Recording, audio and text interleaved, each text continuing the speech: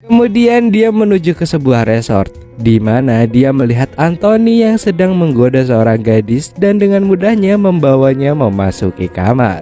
Dus sangat iri dengan dia. Ia lalu pergi salah satu kamar untuk menyelamatkan ikan mas milik bocil yang masuk ke kloset. Sebelum pergi, Dus pun menawari ibu bocil itu apakah tertarik untuk belajar biologi bersamanya. Sayang sekali ia kembali ditolak mentah-mentah. Alah. Setelah itu ia membersihkan kolam buatannya. Tiba-tiba ia diserang ikan koi. Untungnya ia diselamatkan oleh Antoine. Anthony pun mengajaknya masuk dan berniat memberinya minum. Di dalam, Dus sangat terpukau melihat akuarium ikan mahal milik Anthony. Dia juga kagum melihat bahwa dia memiliki Chinese style barley fish. Tetapi ia langsung merasa meringis ketika Anthony memberinya makan ikan yang juga sangat mahal, Australian rainbow fish. Sementara Anthony pergi kamar mandi, Dus mendengar pesan seorang wanita dari telepon Anthony, meminta dia untuk menjadi sopirnya jika harganya masih sama. Dus baru tahu jika Anthony seorang pengemudi limusin. Apakah mungkin itu yang membuat para wanita mau kelepek-kelepek dengannya? Namun Anthony hanya memberinya jawaban yang tidak jelas. Jadi Dus pun bertanya apa yang sebenarnya dia lakukan. Tanpa berbelit-belit, Anthony mengatakan kepadanya bahwa dia adalah seorang gila. Kemudian Dus pulang ke apartemennya yang berantakan dan hendak memancing. Tetapi rencana itu harus tertunda. Keesokan harinya, Anthony meminta Dus untuk memeriksa ikannya yang sakit. Setelah merawat ikan, Anthony memintanya untuk merawat hewan peliharaan dan rumahnya karena dia akan pergi berbisnis dalam perjalanan bisnis selama 3 minggu. Sebelum Anthony pergi, dia mengatakan Dus untuk tidak menggunakan mobilnya dan menjawab teleponnya.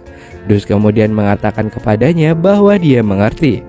Tapi tiba-tiba dia nggak sengaja menjatuhkan panah Hungaria Anthony. Untungnya Anthony dengan cepat menangkapnya.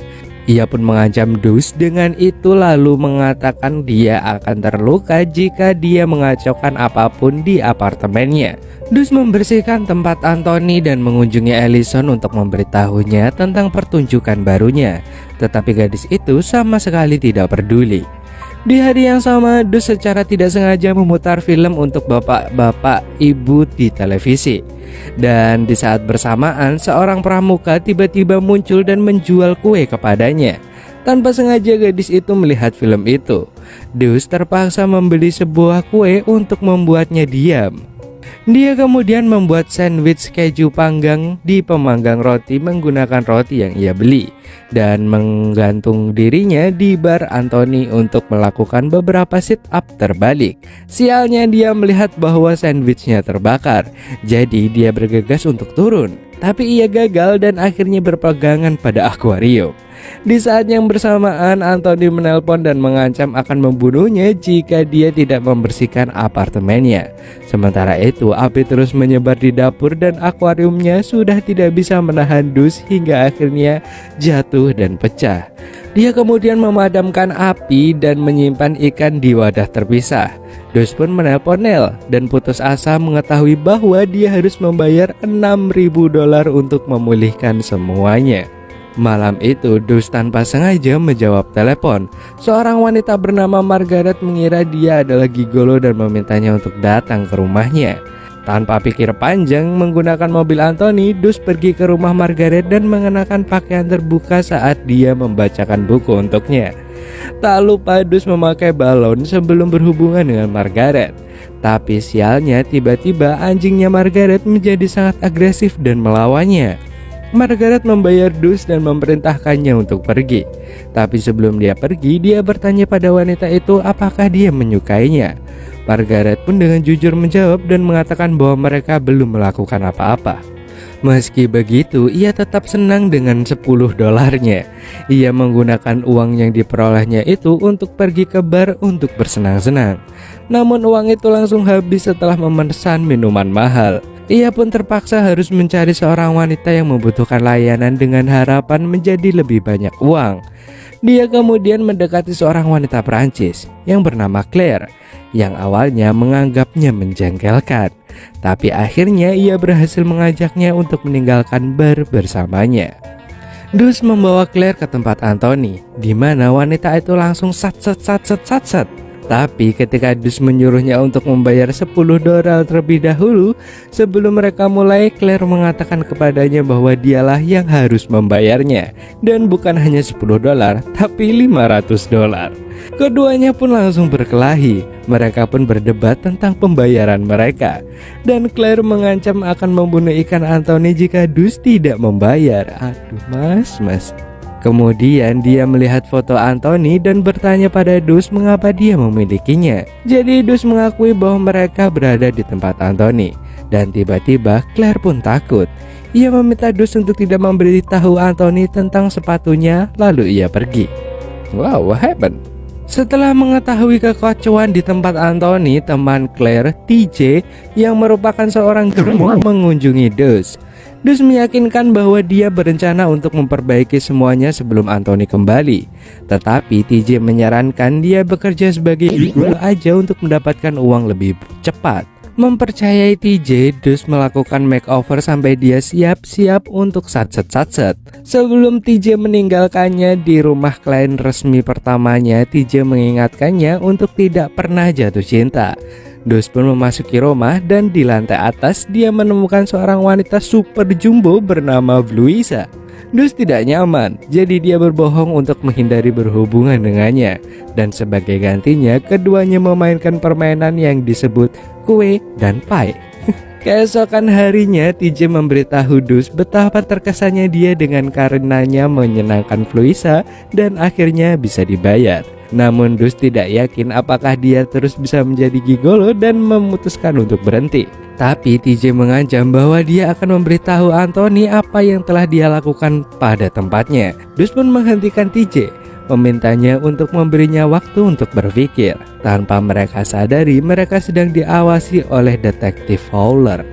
Dia kemudian pergi ke kamar kecil untuk bertemu dengan ayahnya, Bob. Bob adalah pembersih toilet di restoran itu. Dan ketika Dus bertanya kepadanya apakah salah menerima uang dari wanita untuk kesenangan, dia memberitahu putranya bahwa wanita mencari sesuatu yang lebih dari sekadar tidur bersama. Dia menjelaskan bahwa wanita menginginkan romansa.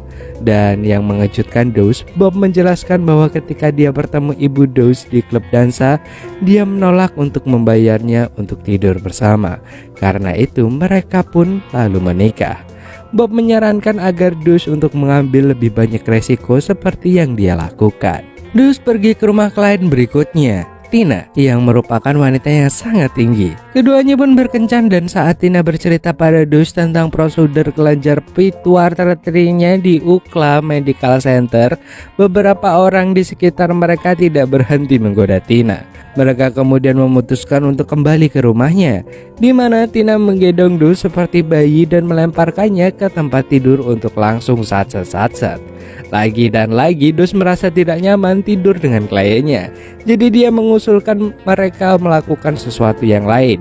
Dan dia akhirnya memijat kakinya. Saat Dus meninggalkan rumah Tina, Fowler menyergapnya. Ia bertanya tentang Anthony dan menuduhnya juga sebagai gigolo. Dus menjelaskan bahwa dia bukan gigolo, tetapi detektif itu tidak mempercayainya. Dia pun mengancam Dus. Dia dapat dengan mudah menjebloskannya ke penjara. Keesokan harinya, Dus menjemput klien berikutnya yang bernama Ruth, yang menderita sindrom Tourette dan coproliala, kelainan yang membuatnya bersumpah tanpa sadar. Karena sumpah Ruth yang berlebihan, Dus membawanya ke pertandingan bisbol, di mana dia bisa bersumpah dengan bebas tanpa harus memikirkan apa yang dikatakan orang lain. Pintar juga. Sekali lagi Dus mengesankan TJ dan pria itu menjebaknya di kencan lain, mengatakan bahwa teman-teman wanita itu ingin bersenang-senang. Dus pun terkejut bahwa teman-teman kencannya, Kate, tidak seaneh klien sebelumnya. Mereka seharusnya makan di restoran sushi. Tetapi ketika Dus melihat bahwa Koki akan mengiris ikan buntal berwajah anjing, Kate dengan sopan meminta pria itu untuk menghentikannya. Kemudian pergi ke danau di mana mereka melepaskan ikan itu. Setelah makan malam yang indah bersama, Dus membawa Kate pulang. Saat dia masuk ke mobil, Fowler menghadapinya lagi. Detektif itu muak karena Dus bekerja sebagai gigolo. Tetapi Dus meyakinkan bahwa Kate hanyalah teman kencannya. Tentu saja Fowler tidak percaya dan dia memerintahkannya untuk membawa buku hitam Anthony yang berisi informasi kliennya dalam waktu 3 hari. Keesokan harinya Dus memberitahu TJ bahwa dia menyukai Kate. Tetapi TJ mengatakan dia harus fokus pada pekerjaannya karena Anthony akan segera kembali. Dus kemudian menyebutkan Fowler. TJ pun mulai khawatir. Dus berjanji bahwa dia tidak akan pernah mengatakan apa-apa tentang dia kepada detektif. Kemudian Dus berkencan dengan klien berikutnya yang bernama Carol yang menderita narkolepsi yang menyebabkan tidur secara acak. Setelah bermain bowling, Carol tertidur di tempat bowling. Lalu mereka makan di restoran, di mana Dus harus mengikat rambut Carol ke tiang sehingga dia tidak membenturkan kepalanya ke meja jika dia tertidur lagi. Kemudian Dus akhirnya membawanya pulang. Carol mengatakan kepadanya bahwa dia sangat senang. Dan ketika Dus bertanya apakah dia baik-baik aja sendirian, Carol mengatakan dia baik-baik aja. Namun kemudian Dus mendengar Carol jatuh dari tangga. Tetapi dia gagal membuka pintu karena wanita itu mungkin menghalanginya. Dus memulai perbaikan di tempat Anthony. Dia juga tetap berhubungan dengan klien sebelumnya, mengajak mereka berkencan dan bahkan membantu Fluisa menurunkan berat badan. Sementara itu, para wanita masih membayarnya untuk layanannya. Dia juga terus mendekati Kate, bahkan memberinya akuarium. Kate lalu memperkenalkannya kepada teman sekamarnya yang buta, Birgitta, sebelum berkencan lagi di pantai. Dus kemudian ingat bahwa itu adalah hari ulang tahun ayahnya dan Kate pun bersikeras mengunjunginya. Dus pun memperkenalkan mereka satu sama lain di restoran tempat dia bekerja. Dus tampak kebingungan dan Kate tidak mengerti apa maksud Bob. Ketika dia memberinya raspberry, Bob dipanggil oleh bosnya untuk membersihkan toilet. Setelah Bob pergi, Dus menjelaskan kepada Kate bahwa ayahnya adalah petugas toilet. Tidak disangkanya Kate tidak keberatan. Dia kemudian pergi ke kamar mandi agar Bob meniup lilin kuenya. Walah. Dan lelaki tua itu sangat menghargainya. Ketika dia mengajaknya pulang, Kate memberitahu Dus bahwa dia bersenang-senang. Tetapi Dus merasa itu sulit dipercaya. Untuk membuktikan bahwa dia mengatakan yang sebenarnya, Kate mengundang Dus ke rumahnya untuk tidur dengannya. Setelah membuka armor, Kate mencoba untuk mengakui sesuatu pada Dus, tetapi Dus tidak mengizinkannya bicara. Dus dan Kate mulai pemanasan untuk belajar bareng, tetapi secara tidak sengaja Dus menarik kaki palsunya. Kate yang malu pergi ke kamar mandi dan meminta Dus untuk pergi. Tetapi Dus bersikeras untuk tinggal dan meyakinkan Kate perasaannya untuknya tetap sama. Walalalala. Pagi harinya Dus bangun dan bahagia di pelukan Kate. Dia kemudian berbicara dengan teman-teman Kate yang membayar TJ agar berkencan dengan Gigi. Para wanita itu tidak senang Kate berkencan dengan seorang penipu. Tetapi Dus mengatakan kepada mereka bahwa dia telah berhenti dan sangat mencintai satu sama lain. Dus pun mengembalikan uang wanita itu. Tapi saat dia pergi, salah satu dari mereka memperingatkannya untuk menjauh dari Kate. Di luar, Flower tiba-tiba muncul dan meminta buku hitam Anthony. Tetapi Dus mengatakan dia tidak dapat menemukannya. Dia kemudian bertanya pada Dus apakah dia tahu TJ. Dus pun berbohong jika dia tidak mengenalnya.